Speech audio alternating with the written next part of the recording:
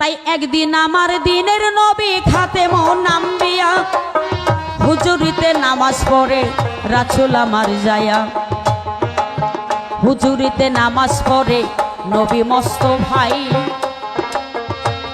আমার মা জননী অনেক আছে আসিয়া ধরাই বলছি কথা সবার কাছে দাঁড়াইয়া আসরে ভুল ভ্রান্তি হইলে ক্ষমা করিবে না মারে বলি আমি সবার ধারে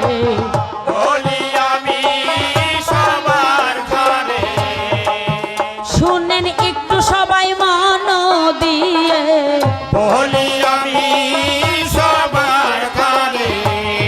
মানে শুধু শুধু নামাজ আদায় করলে যে হয় না তার একটি বাস্তব ঘটনা ওরে নবী আমার মশরা করে ওরে গুণের ভাই আমার নবী বললে ও সাহাবী তোমারে জানাই কালকে আমরা সবাই মিলে সিল্লাই যাব চলে 41 দিন কাটাইব তোমাদের দেই কয়ে কথা শুনে সব সাহাবী খুশি গেল হইয়া নবীর সঙ্গে সঙ্গ দিব ভাবে মনে যায়া ওইখানেতে নবী আমার আসিয়া ধরাই আরো একটি কথাই আমার নবী কইয়া যায় শোনো শোনো ও সাহাবী তোমারে দেই কইয়া কারো যদি কোনো কথা বলার থাকে দয়া আমার কাছে দাও বলিয়া আমি বলে যাই মীমাংসা আমি নবী নিজে দিতে চাই কোনো কিছু বলল না গো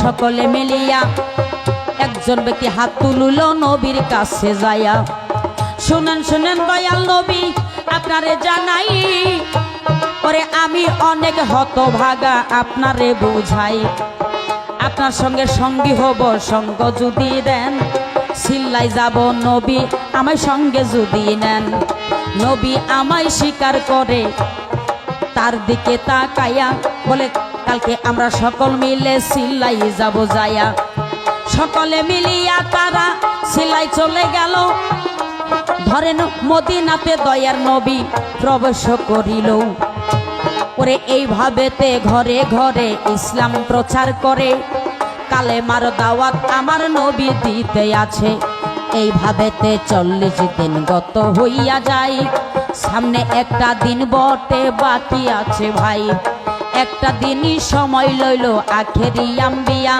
আবার ওই দিনকের মতো উনি মশরা করে যায়া বলে সাহাবীগণ আমি তোমাদের দেই কইয়া 41 দিন গত হবে কালকার দিনটা লইয়া যার যার মতো বাসায় যাব তোমাদের জানাই কারো যদি কোনো কথা বলার থাকে ভাই আমার তরে বলতে পারো সভারে দেই কইয়া এক ব্যক্তি আবার দেখো উঠিল দাঁড়ায়া কাতর সুরে বলছে আমার নবীর দরজায় শুনো শুনো ওই হে নবী আপনারে জানাই শুনেন শুনেন দয়ার নবী আপনারে দেই কইয়া 40 দিন গত হইল আইসি ভবে যায়া কালকে যখন আমরা বাসায় যাব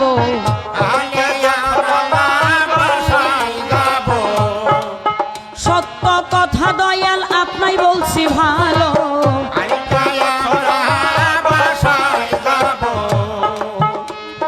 নবী গো হে আমার দয়াল আমি আপনার কথা শুনে 41 দিনের নামে আপনার জন্য আপনার সঙ্গ দিলাম আমার জীবনে আমি কখনো ভাবিনি আমি আপনার সঙ্গে সঙ্গী হইতে পারবো কালকে যখন আমি বাসায় যাব 41 দিন হইল আমি গৃহতে গি ছাড়া ওর জন্ম পাইয়া বাবাই আমি দেখি নাই সংসারে বৃদ্ধ একটি মাথায় আমার ঘরে আছে যাইয়ে 40 দিন হইল মায়ের মুখটা দেখি না ওরে কিভাবেতে আছে আমার জনম দুঃখী মা তারে আমি কি বলিব দেন না গো বলিয়া কথা শুনে দয়ার নবী খুশি গেল হইয়া ওরে খুশি হইয়া দয়ার নবী কান্দে যারে যারে তার মা বাবার কথা তাহার মনে গেছে হয়ে মায়ের কথা মনে হইয়া মায়ের কথা মনে হইয়া নবী আমার যারে যারে যাইয়া মায়ের কথা মনে হইয়া। কি বলতেছ? আমার মনে হয় মাকে বুঝি ভালোবাসো। আমি আর কি বলবো, আমি তো একটা হতভাগা। তোমার মা যদি বাসায় আছে, কালকে যখন যাবে, মা বাবা যতই দুঃখে থাক না কেন, কোনো সন্তান যদি তার বাড়িতে যাইয়া তার মুখের দিকে নেক নজরে তাকাইয়া মা কয়ে একটা ডাক দিতে পারে, আমার আল্লাহ বলতেছে আকবরী হজের সওয়াব সেখানে মিলে। নরম দেখে 1 কেজি আপেল লইবা, লইয়া বাড়ি বাড়ি থেকে মাকে ডাক দিবা। মা যখন আসবে, মার মুখের দিকে নেক নজরে তাকাইয়া ওই আপেল হাতে দিবা। তাফিত প্রাণ শীতল হবে তোমার ওই মা ডাকো শুনিয়া। নবী আমার পরামর্শ দিলেন, কিন্তু নবীর সাহাবী হইল বাবারে, এই জগতে আমার আল্লাহ অনেক মানুষ গড়াই আছে, সকল মানুষের জ্ঞান বিবেক বুদ্ধি এক না। উনি আমার নবীর সাথে থাকলেও জ্ঞানের অভাব একটু কম ছিল, নিজেরকে অর্জন করতে পারে নাই। এই বাহ্যিকেও অনেক মানুষ পাওয়া যায় ভবের দুনিয়ায়, ঘাটে মাঠে যেখানে যাক না কেন, আসার পরে দেখবেন বাহির বাড়ি থেকে কিন্তু সর্বপ্রথম মাকে আগে ডাকে।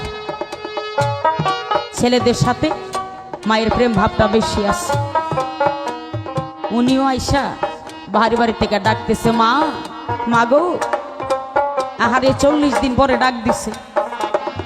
তাফিত প্রাণ শীতল হইছে সেদিন ওই ডাকো শুনিয়া।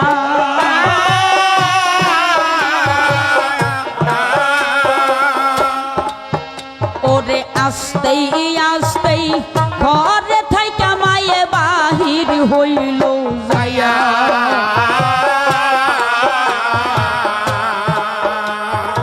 সন্তান যখন ডাক দেয় বাবারে, অনেক দিন পরে যদি বিদেশ থেকে আইসা, মা কি আর নিজের মধ্যে থাকে? পাখি যেমন উড়াইয়া যায় তেমনি উড়াইয়া গেছে, অথচ ভালো করে হাঁটতেও পার না, এক হাতে লাঠি, লাঠি ঠুকে ঠুকে যায়। বাবার গলার আওয়াজ পাইয়া 7 বছর একটা বাচ্চা ছিল, গেছে দৌড়াইয়া। মাইয়াকে দে খিয়া ছেলে গেল মায়েরে ভুলিয়া।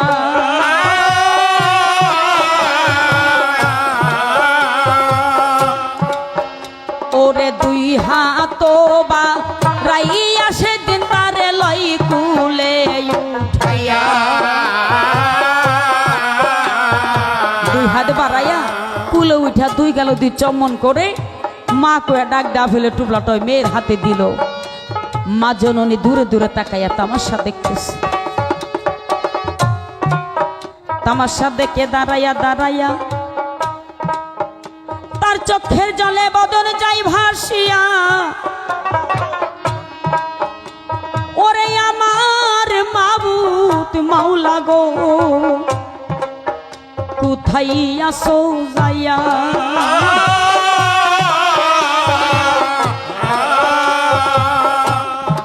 বাবারে, অনেক আমার যুবক ভাইরা মা বাবার সামনে থাকতেই তাদের ছেলে মেয়েদেরকে মা বাবা কয়ে বড় বড় করে ডাকে। আমি অনুরোধ করি, আগে পরে যদি ডাকছেন আর ডাকেন না, ডাকেন যার মা বাবা নাই, শুনে না, আর অথচ ডাকেন আড়ালে, যাতে ব্যথা না পায়, কষ্ট না পায়। আপেলের টুবলাটা দিয়া ভিতর বাড়ি গেছে সাক্ষাৎ করার জন্য। এই যে মা দাঁড়াইয়া রইল, একবারও জিজ্ঞাসা করলো না মা কোথায় আছে। ভিতর বাড়ি যাওয়ার পরে ছোট বাচ্চা দাদি মাঝে বলতেছে, তোর বাবা হয় আমার বাবা হয় না, ওখান থেকে একটা আপেল দে আমারে। বাবারে, মানুষ যখন বয়স হয় তার মনটা বাচ্চার উপর হয়ে যায়, শিশু হয়ে যায়, যখন যা দেখে তাই খাইতে ইচ্ছে করে, অথচ দিবেন সে খাইবও না। একটা দে আমারে। ছোট বাচ্চা কয় না আমি দিব না, জোরাজোরি করতে করতে কাইরা লইছে, কান্না তো শুরু করছে। ওই কান্নার আওয়াজ যখন ভিতর বাড়ি গেছে, ছেলেটা বলতেছে, মা গো আমার মেয়ে কেন কান্দে? কয় বাবা রে 40 দিন পরে বাসায় আইসো, খবর নিছনি একবার আইয়া, আমি কেমন আছি কোথায় আছি